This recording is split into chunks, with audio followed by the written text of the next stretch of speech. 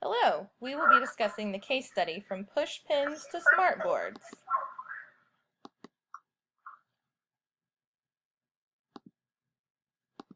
I am Amanda Martin, and I'll be playing the role of composer and manager. And I'm Erica Fair, and I'll be playing the role of leader and humanitarian. And I'm Ricky Carter, and I'll be playing the role of devil's advocate. I'm Lori McCorkle, and I will be the techno guru. And a brief overview on our case study, the school system received a generous gift resulting in the purchase and implementation of smartboards in every elementary classroom. Our superintendent has worked with each principal, providing robust support for teacher professional development and training on the new technology. During a recent meeting, creating an online repository has been considered. Currently, each school already has their own online lesson planning repository, but the superintendent would like to implement cross-school sharing with hope that the teachers will consider ideas they may not otherwise consider while enhancing the students' learning and their own use of the new technology. All principals were on board except for one principal, the one principal in the lowest performing school, Weeks Elementary. During a recent visit to Weeks, none of the elementary school teachers were found using the smartboards. Our superintendent was baffled at the principal's adamant refusal of the ideas and benefits of implementing the new technology during lessons. The principal states she didn't see a big deal about jumping on board to the new technology bandwagon, and her teachers have enough challenges the way it is. We do not want Weeks Elementary to lag further behind, so we are meeting today to address the issue, not to force the issue, but make some recommendations in order to gain this principal's interest in implementing smartboards and to participate in the system-wide online school plan repository. Erica, I know you're advocating on behalf of the students and faculty. What specific ideas are you promoting? Yes, absolutely. For the students, consideration of accreditation guidelines, school mission, vision, and learning objectives. Technology addresses the needs of all students by addressing accommodation for different learning styles. Technology holds students' attention by making learning more interesting and interactive, allowing students to be more engaged with each other. It also provides modeling to students, giving them creative ways to initiate learning while preparing and introducing them to new technology. Students today are in a technology revolution of rapidly increasing usage of technology in education, which will only promote success as they continue on in their education and then in their careers.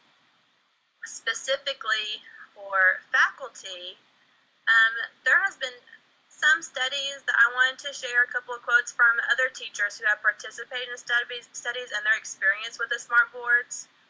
But with faculty, they said, given the lack of funding for additional textbooks, manipulatives, and other instructional materials, technology may actually fill the gap by utilizing web-based and three-dimensional visual tools to enhance lesson plans and demonstrations that may not otherwise be possible, which is an excellent point considering funding for all the things that we need in the school system now. Also, many students enjoy the tactile nature of the smartboard activities, and they provide ways to show students anything that can be presented by educational software and internet resources. It allows us to deliver more information quicker and in a more meaningful, fun way for the students. Also, the online lesson plan repository will provide broader availability and sharing of the tools and resources among faculty. And then finally, all the resources that are available online today, it's an infinite number of the possibilities of expanding curriculum and resources that should be considered as well. Okay. I appreciate your ideas, Erica, and I do have some thoughts that I'd like to share about those. Well, I'd love to hear what your thoughts and what your concerns may be with that. Okay, Erica, so as devil's advocate, I'd like to address your points, and I'll take them just in the order that you've presented them. For accreditation, I can appreciate that the regulation is necessary, but I'm concerned a little bit about how we're going to manage it so that we're sure that the students are just not watching videos or seeing pictures.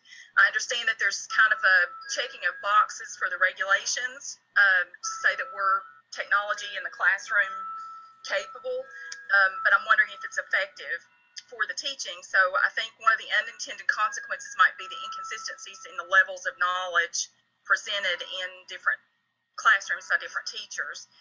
And then on the different learning styles, I understand that the boards are difficult to see in the large classrooms or if there are windows or glare. So I understand that it does address different learning styles, but if lights must be adjusted, it may also be harder for others. And the need for teachers to turn away from the class with their back toward the class won't help those that have difficulty hearing. So I think unintended consequences for that would be the difficulty to gauge the students' responses. And I also think it might be hard for the virtual learning taking place of hands-on experience in some classrooms like the science classes. As far as the engagement in the classroom, I think regardless of technology, it's really the teacher and the way they utilize the tools that they have that engage the students, not necessarily just the board. And an unintended consequence of that might be creating complacency in teachers to depend on the technology for the pre-planned lesson repository that we're talking about, and also the distraction of the teacher by shifting from the keyboard to the board. I know there's a lot of distraction with that when they're trying to move around to try to get back to the keyboard to activate the board. Preparing for college and work by using technology, I would argue showing students things on a board in the classroom does not actually show them and teach them how to use technology, so I'm concerned about that. And a consequence of that might be also considering the school culture, like for many low SES kids that can't afford computers, that they're not used to them and they may be even intimidated by them.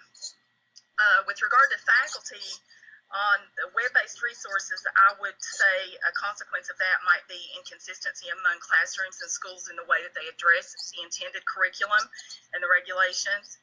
And also, good teachers might leave if they're forced to teach in ways that they're not comfortable or they don't feel good about. For the tactile nature and the fun of the engagement, I would think that the argument would be that the kids can't use the board more than one or two at a time. So it's like the time constraints for the classroom don't really allow kids to be interactive with the board and the technology in itself. And a consequence of that might be that students may feel left out or intimidated by the students who always volunteer to play with the technology.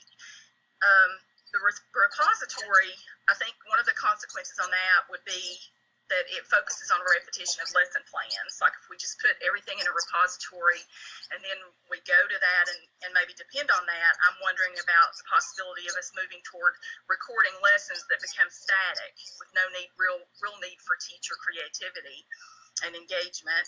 And then on the internet materials, curriculum regulations really don't allow for this, the infinite use of resources that are out there on the internet. So I understand that they're out there, but I'd also argue that we may not be able to utilize those in a consistent, managed way.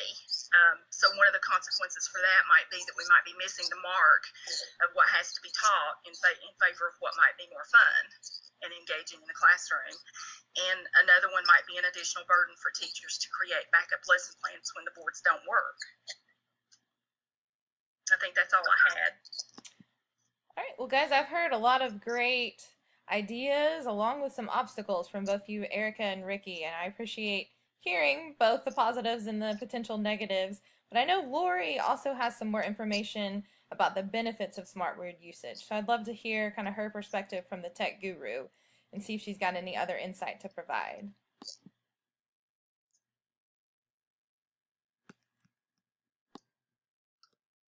Well, I appreciate all of your points, Ricky. From the technical side of things, we have, as a district, done a lot to implement this new technology, to get the smart board set up, to do the training and professional development. So I feel like throughout that, we've addressed some of those concerns. Research shows that using the whiteboards, the smart boards, is a great teaching tool. It almost gives the teacher eyes in the back of her head. One of your concerns was she wouldn't be able to keep an eye on the class. But if she uses students to assist in the learning process, who can actually work the board because it is so simple and easy to do, then that gives the teacher more freedom to actually move around the room and do what she needs to do to help students and make sure they stay on task. The technology allows the teacher to differentiate the learning and to apply different methods and different learning styles because of its ease of use. The lesson plans that are already out there don't deny the teacher's creativity. It gives the teacher a great place to begin as he or she is developing their own lesson plans. One teacher even said that each lesson becomes interactive, and students are very motivated to learn because of their interaction with the learning process. So I feel like that the technology itself is very useful in addressing all of those concerns, especially if we continue with training and helping them use what we've already given them to use. That's kind of how I feel about it. Liz, I love all the benefits. Lori, thank you for the information. I'm very eager to hear some of the recommendations that Amanda has to share. All right, well, I appreciate all of these ideas and us working together, and we need to come up with a couple of recommendations so we can go forward with implementing it. I think that we all kind of agree that we would like Weeks Elementary to implement the use of smartboard technology within their classroom, but understand they may need additional levels of support. So we've come up with 3 recommendations based off of what each of you all have said, and like I said, we appreciate the points of both the positives and the potential obstacles. But I think recommendation number 1 is to implement at least a quarterly 15 to 20 minute check-in within the classroom, have an administrator or a teacher leader do an observation, and really kind of assess the targeted goals and if they're meeting the needs that they need, and provide descriptive feedback as well so that they can really know how to best implement this technology within their classroom. Recommendation number 2, take advantage of the resources we have available. Work in partnership with teachers across the county who have already successfully implemented the use of smartboards in their classroom. We really won't need to provide the opportunity for these teachers at Weeks Elementary to be able to visit another classroom within the county where the teacher is successfully using it. It might help them feel a little more comfortable within their own classroom. And then vice versa, maybe have an experienced teacher actually come into their classroom, work through a lesson with them, and teach their best practice on how to successfully implement the usage of the technology to better benefit the lesson. And then recommendation number 3, ask teachers to complete a pre and post survey. So before we even start pushing more implementation, let's survey the staff at that school and maybe within the whole county to see how they are using smartboards, what their fears and concerns about the usage are, and then a post assessment after we've worked with these teachers to just address their level of comfortability with this process, and then identify areas of concern and follow up with additional support as needed. So those are our 3 recommendations, and hopefully through implementation of those, we will see successful implementation of the smart boards at Weeks Elementary. Thank you for your time.